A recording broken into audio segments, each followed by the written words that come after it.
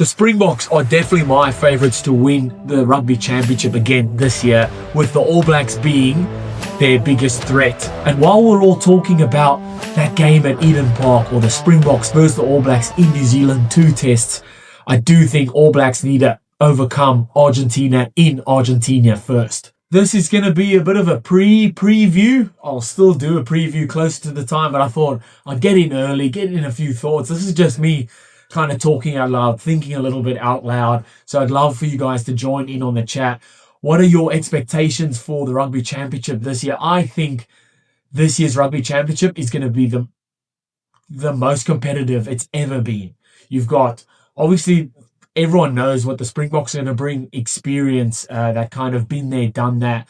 They've got that core group of players that are still going, still chugging along, and I wouldn't say peaking. They're just at the top and just cruising at the top there, while still bringing in different innovative plays, different ways of how they can attack the game, different ways of beating opponents.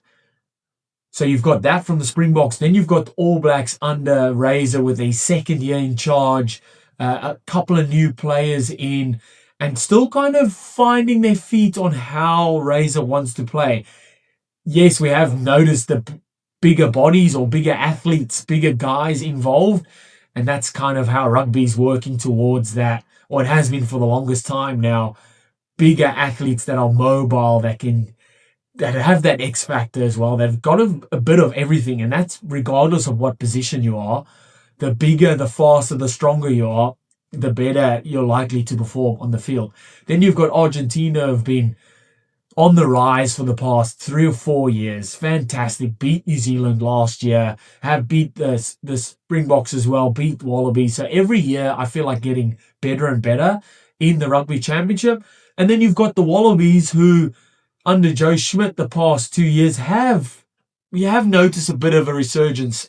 They've dropped Melbourne Rebels out of the Super Rugby. That's then strengthened the rest of the Super Rugby sides, and they've done really well in the Super Rugby this year. They're coming off the back of, they lost the first test versus the British and Irish Lions. This is how soon I'm recording this.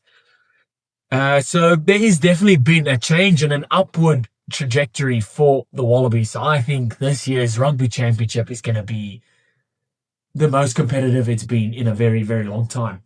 Like I said, this is a preview. And we're just talking. We're just thinking out loud. Like I said, I'd love for you guys to get involved. What do you expect from it? Who do you think's going to win? Who's going to be your dark horse? What is your hot take for the Rugby Championship this year? I would love to hear from you guys. So let me know in the comments. And I don't feel like I do this enough. I'm Dane Sherratt. I'm on Instagram, Kick On Rugby. Facebook, Kick On Rugby. Follow along. Hit that subscribe. On YouTube if you haven't. All right. So quickly this year, Argentina come out firing. They beat the Lions, then lose to England. An England side without their British and Irish Lions players, then go on to smoke Uruguay. That first performance versus the British and Irish Lions was outstanding. Outstanding. Wow. It looked like a team that had been playing together forever. And they do have that core group of players that is sticking around and doing well, and then a new bunch of players coming through. Guys that are playing overseas, elsewhere in the top 14, all things like that are, they didn't even play in that game, actually, but that is strengthening their side. And their local competition, I think the Super Rugby Americas, I think that's it. Their local comp, or their club competition, obviously going from strength to strength, and that does wonders for international side. I hope you can't hear old mate mowing his lawns next door, because how rude, mate. I'm trying to record a YouTube video. All Blacks obviously coming off the back of a 3-3 sweep versus France. Now, yes, there's talk of it was a France BC team. Yes, while there was a lot of guys that would usually be there that weren't there, it's still the French side. You're still representing your country. You're going to give it everything. And they did that. To the most of their ability, that squad that was assembled there, that French side took it to All Blacks. And I'd say All Blacks, out of the 3 games, there was probably only 2 halves where they were dominant. I think the first half of that second game, and then the second half of the third game. they were just dominant. I think in that first game, they just grinded out. But still, that's massive. That is big. Also, a couple of new guys in there, and they'll be, for me, they are still the biggest threats for South Africa going into this one. Springboks come off the back of beating Barbarians comfortably, beating Italy 2 from 2, and then beating Georgia. While Italy didn't have all of their players available, Barbarians were probably drinking the whole week leading up to that game. And then Georgia, 11th on the World Rugby rankings, lost to Cheetahs, a local South African club, before playing the Springboks. So you could say probably wasn't the biggest preparation or the biggest opponents, the strongest opponents.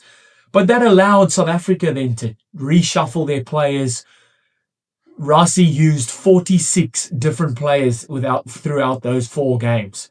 So that's a big tick. So there's 46 players that now know the standards for this year, know what needs to be done. And out of those 46, there's quite a few debutants and guys that were newly involved, or guys that are under 5 or under 10 caps that were involved in. Those guys now know what it takes to win and to keep winning, and what it takes to be a Springbok. So that's a massive tick there. While I think Los Pumas and Wallabies will compete this year, and they might string a win here or there, definitely upset, I don't think they'll be title contenders this year.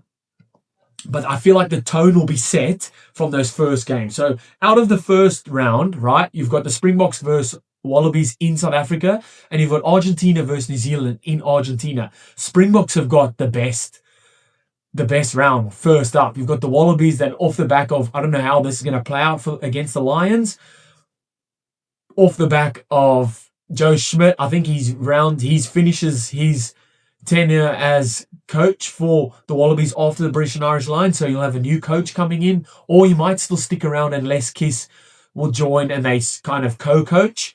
So I think Springboks have got the best fixture to start. While saying that, they won't be taking the Wallabies lightly at all. It's still the Wallabies. It's still Australia, rich history of strong rugby. Yes, might still be in a rebuilding phase, but are definitely on the up. You've got Argentina versus the All Blacks, 2 games in Argentina. We saw last year Argentina beat New Zealand in New Zealand. Yes, the All Blacks afterwards, the second round came out and absolutely smoked them. Argentina in Argentina is a different ball game. We all know that. And while we're all talking about New Zealand versus Springboks, Eden Park, 2 tests in New Zealand the All Blacks have to focus on those first 2 rounds first, because Argentina in Argentina, the crowd is going to be passionate, emotional, and that carries over to the players on the field as well. It's a daunting task to go to Argentina and win. Not many teams do it. We saw last year South Africa lost there. Wallabies got absolutely smoked in Argentina. It's a tough old place to go and play. So that's, I think, New Zealand's first focus, and then we can shift focus to the big one. 6th of September, Eden Park. 50 games unbeaten. The All Blacks are at Eden Park. 2 of those games were draws, 48 wins. That's 30 years not beaten at Eden Park. If any team could do it, it's the Springboks team, and I think everyone can agree on that. All Blacks will be more than up for it, regardless of the history, regardless of anything on the line. Springboks versus All Blacks it's the pinnacle. It's rugby. It's what rugby means. It's the game they would play in heaven. Yes, the British came up with the game. The British started rugby, but South Africa and New Zealand are rugby. And I will die on that hill, because we know that is the pinnacle. That's where it's at. That's where both teams will measure where they are at. Springboks will come into that favourites, even though it's in New Zealand, but New Zealand will be up for it. Like I said, regardless of history, and they'll have that chip on their shoulder as well. We don't want to be that team that loses that run or that breaks that run for the bad. And South Africa side, the Springbok side, would want to be the team that said, we broke that record. We were the last team to beat New Zealand. We were the last team to beat All Blacks at Eden Park. Wow. Wow. And I'm not going to go much further than that. My prediction will be, I think Springboks win their 2 games at home versus the Wallabies. I think New Zealand lose one of their games in Argentina. Argentina at home is tough, man. It is very tough. Then into the next round, I think Wallabies snag a win over Argentina out of one of their games. And then Springboks in New Zealand, the 2 games. Out of those, if South Africa win that first one versus Eden Park, I think they'll win the second one. I think it is the first one that they play at Eden Park first. I think that's it. So if that is true, they'll play. I think if they win that first one, they'll win the second one as well. If they lose the first one, then I think they'll win the second one. So am I saying regardless of how the first one plays out, South Africa will win the second one? I think that's it. I think out of the 2, All Blacks will win one of those games. But I'm more leaning towards Springboks winning both of them.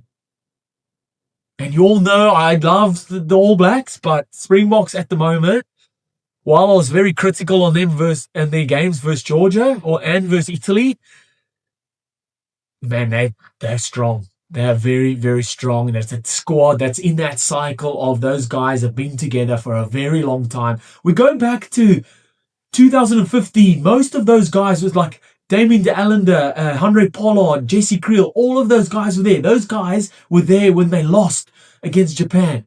They've been through the ringer and now they're coming through. That's why I always say rugby works in cycles. And they're just on the top end of their cycle now. And it's got to change. It's got to come back around sometime. But then you look at the under-20s, Springbok under-20s, outstanding as well. So they do have a good conveyor belt of players coming through. But it's going to be epic. I'm not going further than those first 4 rounds. This is my preview of the Rugby Championship. What do you guys think? Love to hear from you. Let me know in the comments. Hit that subscribe if you haven't already. I'll see you next time. Bye.